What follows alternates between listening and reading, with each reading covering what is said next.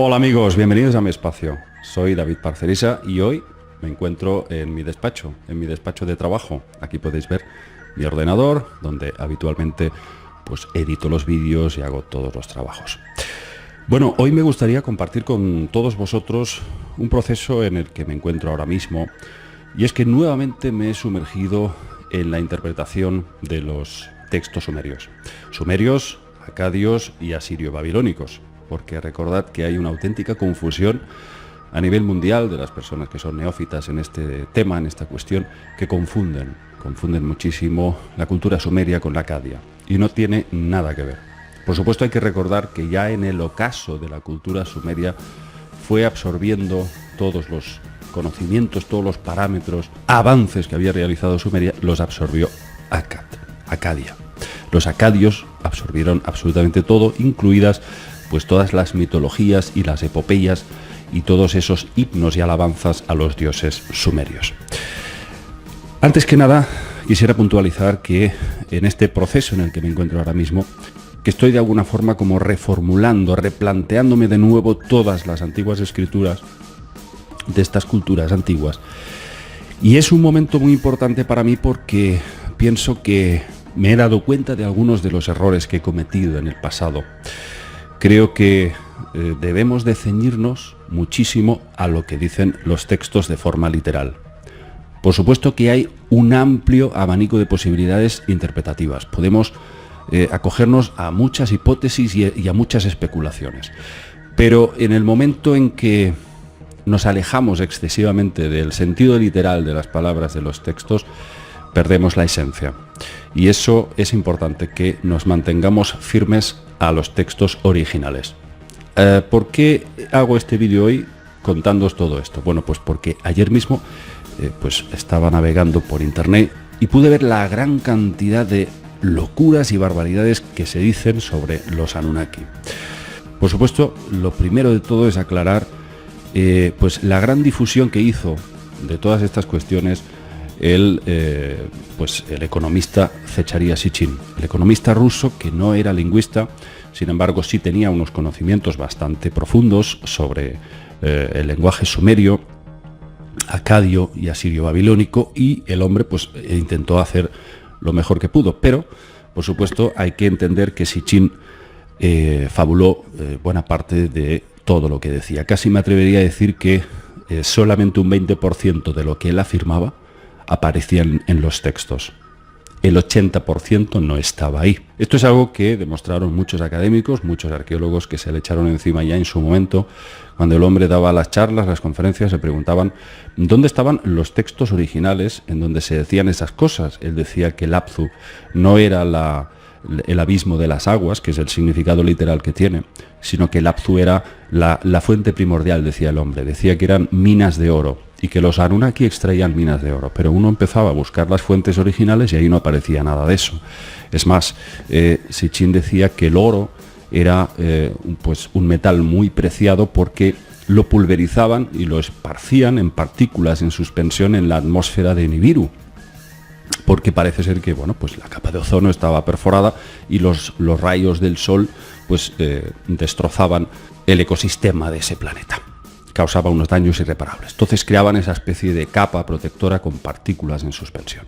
El caso es que en los textos no aparece nada de minas de oro, no habla de ningún trabajo de explotación de minas de oro. Es más, en toda la cultura sumeria y acadia aparece constantemente como los dioses y los reyes, los monarcas, se regalan entre sí el oro, si tan preciado, si tan buscado era para realizar esa enorme y gigantesca tarea de suspenderlo en partículas en la atmósfera de Nibiru. ¿Cómo es posible que en todos los textos sumerios el oro aparece como un regalo habitual, algo que no se le concede tanta importancia? Y en segundo lugar, tema también muy importante aquí y en el que se basa buena parte de las teorías de Sitchin, es que él decía que había un planeta, un 12º planeta llamado Nibiru, que hacía un paso cada 3.600 años, que por cierto 3.600 es una cifra de medición que utilizaban los sumerios, sistema sexagesimal que utilizaban prácticamente todo. No tiene nada que ver con un ciclo de órbita de 3.600 años que entraba ese planeta incursionando dentro del sistema solar. ¿Por qué? Pues porque en los textos no hay nada de eso. Nibiru aparece, el término Nibiru aparece solamente 2 veces en los textos y de forma completamente intrascendente. Casi todos los expertos coinciden en que se trata o bien de Venus o de la estrella polar. Otros apuntan a que simplemente es un punto luminoso en el cielo, pero no existe nada más en los textos que hable de que Nibiru sea un planeta gigante que hace esa órbita en el sistema solar, y mucho menos los textos dicen absolutamente nada de que Nibiru sea el planeta hogar de los Anunnaki. ¿Cómo es posible que Sitchin, sabiendo eso y viendo que en los textos no existía ninguna referencia a este tema, prodigara esta idea y lo hiciera de forma pues que millones de personas acabaran convencidas de lo que él hablaba sin consultar las fuentes originales? A todo esto, que en los textos se dice claramente que el hogar de los Anunnaki es Duku. Cuidado, Duku es un término que significa el montículo sagrado o la montaña sagrada. Pero cuidado, podemos especular muchas cosas. Podemos especular que Duku es un planeta. Por ejemplo, Anton Parks dice que Duku es un planeta que orbita dentro del sistema Maya en las Pléyades. Muy bien, pero los textos sumerios no dicen en ninguna parte que Duku sea propiamente un planeta. Fijaos que lógicamente podemos especular muchísimo y avanzar hacia nuevos conceptos a través de otras culturas que puedan rellenar los huecos, las lagunas que no encontramos en los textos originales sumerios. Sin embargo, creo que es importante que nos mantengamos en lo literal de los mismos, respetando lo máximo posible la esencia. Sobre el tema de Duku, que sí se dice claramente que los Anunnaki proceden de ahí, no de ningún Nibiru, os voy a mostrar en este libro, que es para mí pues importantísimo, vital para entender todas estas cuestiones, Mitos sumerios y acadios, de Federico Lara Peinado. He hablado de este libro muchas veces, en muchos vídeos anteriores, pero creo que la cantidad de información que ofrece este libro es importante que volvamos a reincidir nuevamente, volvamos a profundizar en la cuestión. En este libro pues se compilan varias traducciones realizadas por este lingüista español de gran prestigio académico y también, por supuesto, contrastado con las traducciones del genial lingüista reconocido en ámbito mundial, el señor Samuel Noah Kramer. Estos dos autores, Lara Peinado y Samuel Noah Kramer, para mí son los que verdaderamente hicieron una traducción, una fragmentación del silabario sumerio realmente lo más literal posible, sin dejarse llevar por demasiadas interpretaciones personales, como sí hizo el señor Sitchin. Voy a leeros una parte que considero que es muy importante para entender el concepto de Duku, y veréis que en ningún momento se dice que sea propiamente una tierra o un planeta que pueda, por supuesto, orbitar alrededor de ningún sitio. Fijaos, hay un mito sumerio titulado Lahar y Ashnan. Os voy a leer una parte en la que se incide sobremanera sobre la cuestión de Duku. En este texto se describe cómo los Anunnaki, una vez han creado a los humanos, deciden crear a su vez dos divinidades, en este caso dos mujeres, dos hembras, que se van a dedicar a aportar el alimento, la agricultura, el grano, para reabastecer a la humanidad. Porque fijaos en qué lamentable estado presentan los Anunnaki a la humanidad. Al principio, después de ser creada, dice en el texto de Lahar y Ashnan, la humanidad en el momento de su creación no sabían comer pan, no sabían vestirse con vestidos, las personas andaban sobre manos y pies y comían hierba con su boca, lo mismo que las ovejas. Y aquí viene la parte interesante que os comentaba. Dice, entonces, en la sala de creación de los dioses, en su mansión Duku, fueron formados Lahar y Ashnan. Los productos de Lahar y de Ashnan, los Anunnaki del Duku, los comían, pero quedaban insatisfechos.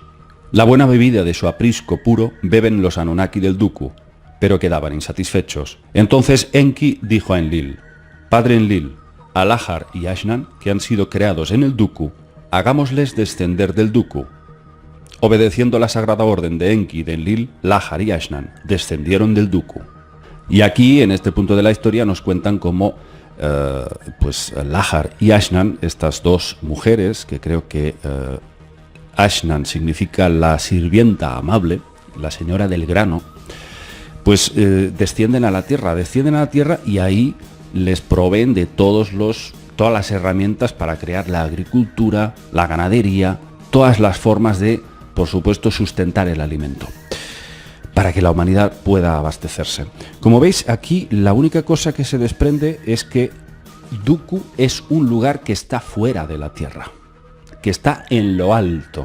Por supuesto, aquí dice, hagámosles descender del Duku, quiere decir que está lejos, en lo alto, en los cielos. Y aquí nos dice solamente en su mansión Duku, en su mansión Duku. Aquí podemos especular muchas cosas, pero tampoco podemos garantizar ni asegurar de que se trate de un planeta. Para muchos se trata de una especie de nave gigantesca nodriza estacionaria en el espacio. ¿Venían de ese lugar los Anunnaki? Parece claro en los textos que sí. Ahora bien, la gran pregunta y el título de este vídeo: ¿quién creó a estos seres? ¿Quién creó a los Anunnaki? ¿De verdad creéis que alguien puede responder a esta pregunta? Bueno, pues parece ser que sí, que hay alguien que asegura conocer la respuesta, y ese es Anton Parks, el famoso autor francés, investigador sensitivo, que tuvo una serie de experiencias y nos cuenta que, indagando dentro de culturas, otras muchas culturas mesoamericanas, los mayas, incluso culturas de Centroamérica, podemos llegar a la conclusión de que los Anunnaki fueron creados por una raza Draco conocida como los Usungal. Usungal, que sí es incluso aceptado académicamente, que es un término que significa gran dragón o magníficos dragones.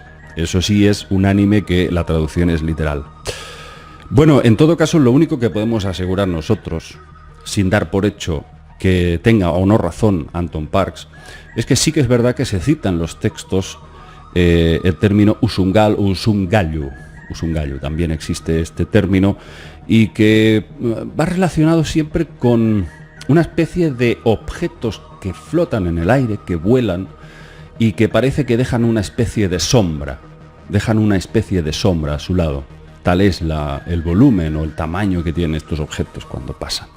Pero nada más, simplemente parece también sugerir los textos que An parecería pertenecer a una especie diferenciada de los Anunnaki propiamente, porque es el padre de todos los dioses y parece que tiene su propia naturaleza, es diferente a la de los Anunnaki. Él es el que crea a los Anunnaki, así como Enki crea a los Nungal, otra raza que es diferente de los Anunnaki comunes, mucho más altos y fuertes. Entonces, claro, la respuesta es muy difícil. Muy difícil encontrarla en los textos. En los textos no se dice quién creó a los Anunnaki. Literalmente no lo sabemos. Lo que sí sabemos de seguro es que la cultura sumeria refleja unos dioses que conviven con el hombre, son de carne y hueso, biológicamente palpables. Viven con ellos, comen con ellos, copulan con ellos. Supuestamente viven compartiendo sus vidas con los humanos en lo alto de los zigurats, las famosas torres de observación celeste, en donde los primeros astrólogos y astrónomos de la historia subieron allá arriba recibiendo las primeras lecciones de las artes celestes de la mano de estos dioses. Estos dioses parece que vivían en lo alto de estas torres. Generalmente había como 5 o 6 torres por zigurat. Ahí parece que el dios que gobernaba cada ciudad estaba, veneraban a un dios diferente, pues habitaba ahí arriba, tenía su vehículo aparcado con sus armas, con sus accesorios, y tenía su recinto para, por supuesto, compartir la vida con ese sumo sacerdote que es elegido para, por supuesto, aprender los conocimientos de ese dios. Así es como más o menos se refleja la vida diaria de los dioses en la cultura sumeria. Pero, ¿qué sucede? Que cuando ya se encuentra Sumeria en el ocaso, en la caída de esa civilización, y emerge Acadia, los acadios a partir de ahí empiezan a reflejar que los dioses son seres invisibles que están en los cielos, ya no están en la tierra. Esto es un tema muy interesante, es una de las teorías que sugiere mi querido amigo Iván Martínez, de, por supuesto, VM Gran Misterio. Iván Martínez ha profundizado muchísimo en estos textos de tantos miles de años, y él asegura que a partir de Sumeria Los dioses ya no estaban verdaderamente viviendo en la Tierra. Ya se habían ido, ya habían desaparecido. Es una teoría, la de Iván, muy interesante porque sí es cierto que existe otra cultura protosumeria anterior a la Sumeria, y es la civilización Alobeit, cuyos restos, cuyas ruinas se encontraron en el yacimiento de Jarmo. ¿Por qué parece que los tiros van por ahí? Bueno, pues porque en la cultura Alobeit se encontraron, pero vamos, cientos de estatuillas como esta que tengo en las manos, que esta desgraciadamente la tengo un poco rota, se me ha caído varias veces, y esta que la cabeza la tiene casi. Esto es una diosa de la fertilidad, como podéis ver, sujeta a un bebé. Esto es una réplica casi exacta de lo que se encontró en Jarmo. Esto pertenece a la cultura Alobeit y podéis ver a una mujer reptiliana, que hemos mostrado varias veces este tipo de figuras. Está amamantando un bebé, y esto lógicamente señala que son reptiles mamíferos.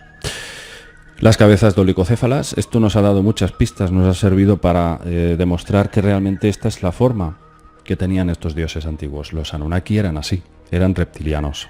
Podéis ver perfectamente las facciones muy pronunciadas, esos ojos aparentemente rasgados, refulgentes. Estas cinturas muy curiosas, ¿verdad? Muy estrechas, y sin embargo los hombros muy anchos. Larga estatura. Supuestamente, si tenemos que regirnos por las diferentes representaciones, grabados, estatuas, estos Anunnaki medirían entre 3 y 5 metros de altura. Pero ¿qué sucede? Que a partir de Sumeria ya se empiezan a hacer las representaciones de los dioses de forma humanizada. Son presentados como humanos. ¿Por qué? Pues porque se idealiza el concepto de la forma humana antropomórfica y se deja de lado la verdadera forma que sí reflejaban de los dioses en la cultura Alobeit. Es por eso que Iván Martínez aquí presenta una teoría que debemos de tener muy en cuenta. Yo considero que es bastante importante esta posibilidad de que los Anunnaki ya realmente con la fundación de la cultura sumeria ya se fueran, y la época en la que convivieron con el hombre fue anterior, fue protosumeria. Por supuesto, yo creo que es una teoría muy interesante la de Iván, pero añadiría que sí que desaparecieron del escenario público, pero siguieron manteniendo contactos esporádicos, puntuales, con los seres humanos. Y de ahí desciende, por supuesto, la realeza, concretamente de Eridu. De Eridu hay un texto que lo dice claramente. La realeza, la monarquía del cielo, descendió a Eridu. Por supuesto, de ahí vienen muchas líneas genéticas de estas dinastías de gobernantes. Con todo esto, lo que quiero deciros es que me sorprende muchísimo cómo mucha gente confunde la cultura sumeria con la cultura acadia. Por eso, insisto en este vídeo, amigos, lo importante que es que todos intentemos profundizar un poco y vayamos a la fuente original de estas cuestiones, que son los textos sumerios, acadios y asirio y babilónicos, porque realmente incluso la Biblia es una copia, palabra por palabra, de estos viejos mitos y epopeyas sumerias. La Biblia, desde el Génesis, desde el término Adán, que está copiado del Adapa sumerio, pasando por el relato del diluvio universal, que la Biblia llama Noé, que lo maquilla, lo cambia, lo modifica, pero en realidad lo toma todo, este Noé, de un personaje sumerio llamado Ziusudra, también llamado Atrahasis. Los babilónicos lo llamaban Utnapistim, porque hubo diferentes versiones de cada cultura de estas historias. La Biblia bebió de las fuentes sumerias originales, miles de años antes. Y sin embargo, todo eso, todos estos héroes, todas estas epopeyas, todas estas historias fueron utilizadas para crear una nueva religión. Pero la fuente original está aquí, amigos, y esto es lo que yo aconsejo que busquéis. Este libro es muy difícil, creo que está ya descatalogado, no está a la venta. Yo lo conseguí a través de una biblioteca, pude hacerme con él, pero es francamente difícil encontrar un ejemplar. Por supuesto, os tengo que decir que por mi parte estoy intentando hacer todo lo posible para que esto sea accesible a todo el mundo. Y ahora mismo me encuentro escribiendo un libro. Después de 5 años de silencio he decidido volver otra vez a publicar una obra que voy a dedicar enteramente a la cuestión Anunnaki y probablemente será la más rigurosa y la más profunda que habré realizado hasta la fecha. En esta obra me voy a basar exclusivamente en estos textos literales y este es el mensaje que hoy quiero transmitiros, amigos. En internet vais a encontrar muchas cosas sobre los Anunnaki. Cada autor os va a decir una cosa diferente, cada autor os va a proponer teorías, unos os van a decir que son humanoides parecidos a nosotros, otros van a negar que sean reptilianos, otros van a decir que sí, que vienen de Nibiru. Amigos, consultad las fuentes, observad todas las representaciones antiguas, todos los papiros, todos los sellos cilíndricos, los grabados, las estatuas Anunnaki. Buscad estas estatuillas, que hay muchísimas, de la cultura Alobeit, que muestran el aspecto real de estos seres. No os dejéis llevar solamente por lo que diga tal o cual autor. No os caséis con nadie. Intentad buscar por vosotros mismos las fuentes originales, porque hay una enorme confusión y un batiburrillo de teorías, a cual más aberrante y exagerada.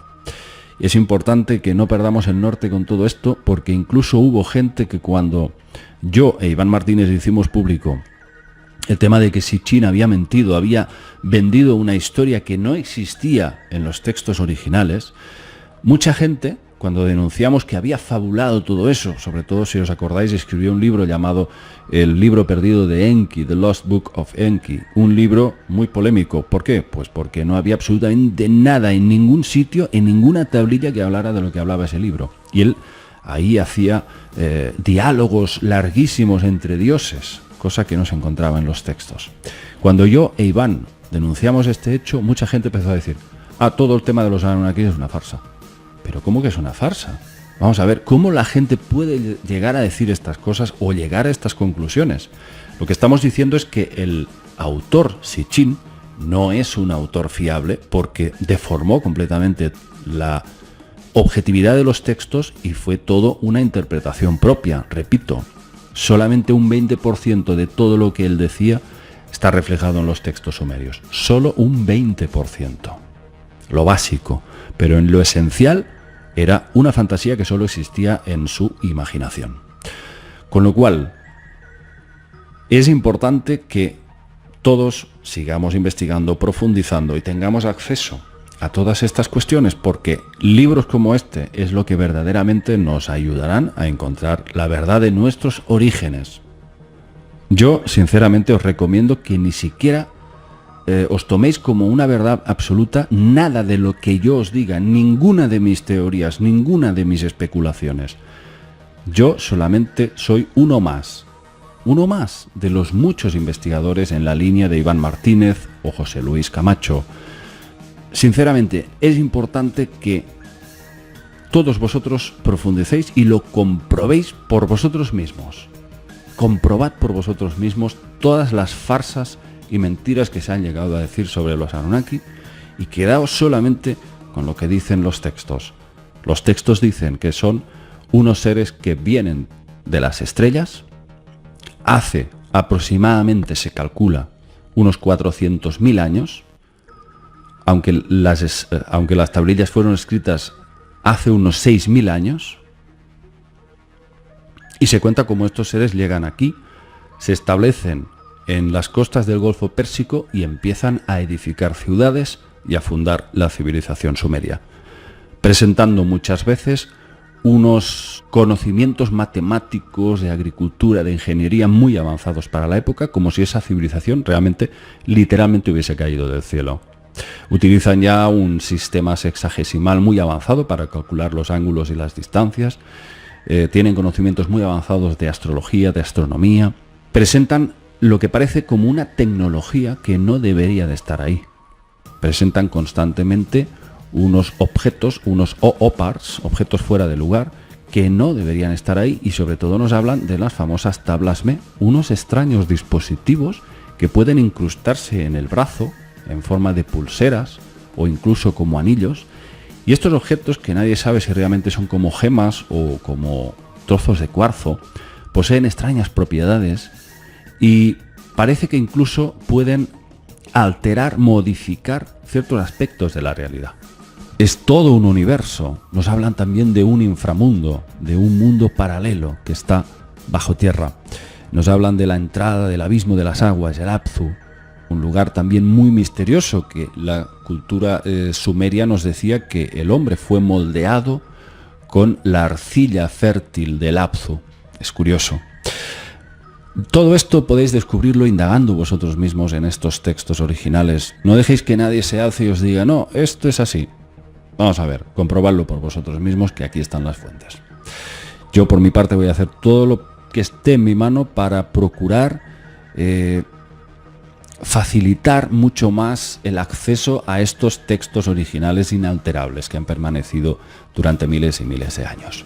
Espero que os haya gustado este análisis de hoy, un poco espeso, un poco profundo, pero creo que vale la pena, y si os interesa, hacedmelo saber, porque hay muchísima más información que en estos días hemos ido recabando a través de estos textos originales.